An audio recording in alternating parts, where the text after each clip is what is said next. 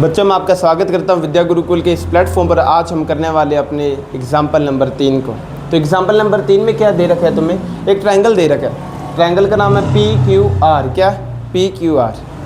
इसमें एक लाइन खींची हुई है ST और इस प्रकार खींची हुई है कि अपने को ये चीज़ दी है कि जो PS और SQ का रेशियो है वही रेशियो किसका है, PT और TR का रेशियो है।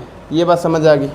फिर इसने बोला जो एंगल PST है, एंगल PST का मतलब P से शुरू करो, S पर जाओ और फिर T पर जाओ। यानी इस एंगल की बात कर रहा है। किस एंगल की बात कर रहा है, इस एंगल की बात कर रहा है। ये बराबर है किसके, एंगल PRQ। यानी P से शुरू करो, R पर आओ और फिर Q पर आओ, इस एंगल के। ये बात समझ आ गई। नहीं ये सिंपल बोलना चाह रहा है कि S वाला बराबर है किसके, R की। ये बात समझ आ गई यहाँ पे। अब समझना, मैं यहाँ पे थेल्स थ्योरम का कन्वर्स यूज़ करूँगा। क्या करूँगा, थेल्स थ्योरम का कन्वर्स। ये इक्वेशन 1 मान लेते हैं, ये इक्वेशन 2 मान लेते हैं और प्रूफ देते हैं इसका। ठीक है, प्रूफ देते हैं। ठीक है, तो प्रूफ अगर मैं इसका दूँ तो मैं क्या बोल सकता हूँ, ठीक है, by converse of Thales theorem. ठीक है, थेल्स थ्योरम अपने क्या कह सकते हैं, बता सकते हो।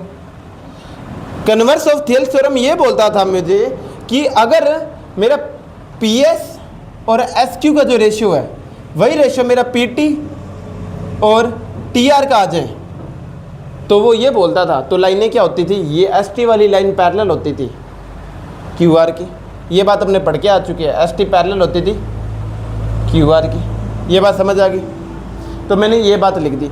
अब अगर मैंने तुम्हें जब करवाए थे, थ्योरम करवाए थे, मैंने ये बोला था अगर ये लाइन इसके पैरेलल आ जाए तो ये एंगल भी आपस में क्या आते हैं, बराबर आते हैं। तो मैं यहाँ पे क्या बोल सकता हूँ कि मेरे पास जो एंगल ट्रायंगल PST है, मेरे पास जो ट्रायंगल PST है वो बराबर आएगा किसके, एंगल PQR के।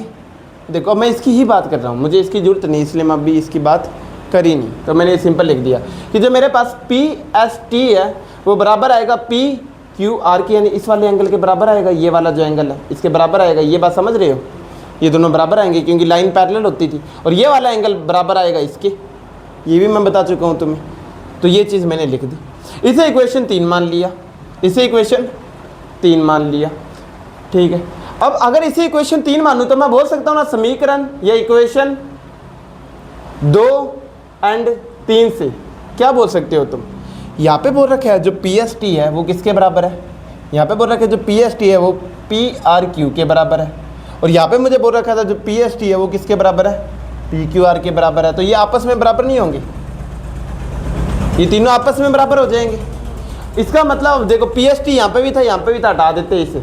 मैं सिर्फ इन दो को लूँगा, मैं सिर्फ इन दो को लूँ तो मैं क्या बोल सकता हूँ, यहाँ पे मेरे पास जो PRQ एंगल है वो बराबर है PQR के। इसका मतलब जो मेरे पास ये वाला एंगल है ना, ये वाला एंगल ये इसके बराबर है, ये वाला एंगल है वो इसके बराबर है। और मैंने बोला हुआ है तुम्हें कि अगर एक ट्रायंगल में दो एंगल सामने वाले बराबर आ जाए तो उसके आमने सामने की साइड भी क्या होती है, इक्वल होती है। यानी ये साइड है जो वो इसकी इक्वल आएगी। तो यहाँ पे मैं क्या बोल सकता हूँ, मैं यहाँ पे क्या बोल सकता हूँ, इसलिए क्योंकि लिखोगे, क्योंकि यहाँ पे यहाँ त्रिभुज PQR में दो एंगल बराबर है, दो कोण बराबर है, इसलिए यह एक समद्विबाहु त्रिभुज है। इसलिए यह एक समद्विबाहु या आइसोसेलेस ट्रायंगल है, समद्विबाहु त्रिभुज है।